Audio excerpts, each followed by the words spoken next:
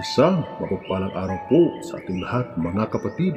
Sa video ito ay ating pag-uusapan ay ang tungkol sa paggawa ng langis sa araw ng Biyernes Santo. Yan ang ating ibabahaging kaalaman sa araw na ito. Pero bago ang lahat ng yan, kung bago ka pa lang sa channel na ito at gusto nyo ang mga ganitong usapin, ay inaanyayahan ko kayong pindutin ang subscribe button at ang bell icon nang sa ganon ay lagi kayong ma-update sa tuwing may bago tayong upload.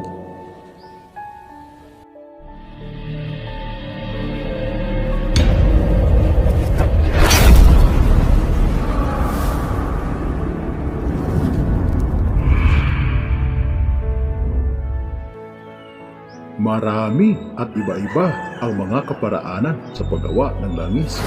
Ngunit sa video ito ay aking ibabahagi ang paggawa ng langis gamit lamang ang natural na niyog. Ito po ang iyong gagawin. Sa araw ng Miyerkules Santo at Huwebes Santo ay humanap ka ng niyog na nakaharap kung saan sisikat ang araw. Mamili lamang ng niyog na hindi pares. Halimbawa, 1, 3, 5 o 7 at kumuha lamang ng isang piraso. Siguruhin na nakaharap ito kung saan sisikat ang araw. Akyatin ito at dapat huwag malaglag ang niyog na iyong kinuha dahil kapag nalaglag ito ay maghahanap ka ulit. Kapag may niyog ka na ay handa ito para gawing langis o lana sa araw ng Biyernes Santo.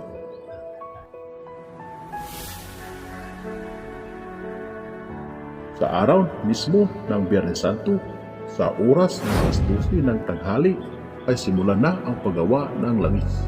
Siguruhin lamang na nakafocus ka sa paggawa nito.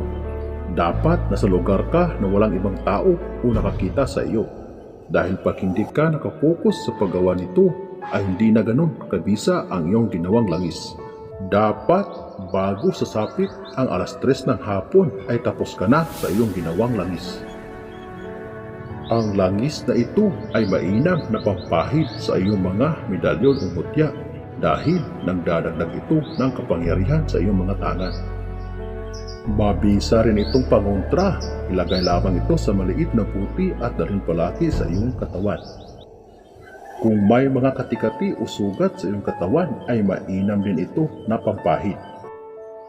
Pwede rin nakargahan ng mga dasal ang langis na ito upang maging mas malakas at mabisa. Siguruhin lamang na huwag mahakbangan ang iyong langis na ginawa. Kahit aso o pusa ay bawal ito mahakbangan.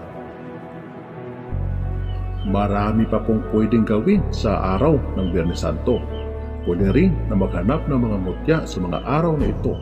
Mas mabisa ang mga mutya o bagay pag sa araw mismo ng Biyernes Santo ito makukuha. Kung nais mong makakuha ng mga mutya o agimat sa araw ng Biyernes Santo, ay pakinood na lang ang aking mga upload ukol sa mga mutya na makukuha sa araw ng Biyernes Santo. Hanggang dito na lamang ang ating kaalaman para sa araw na ito. Muli, maraming salamat sa inyong walang sawang panonood. God bless us all.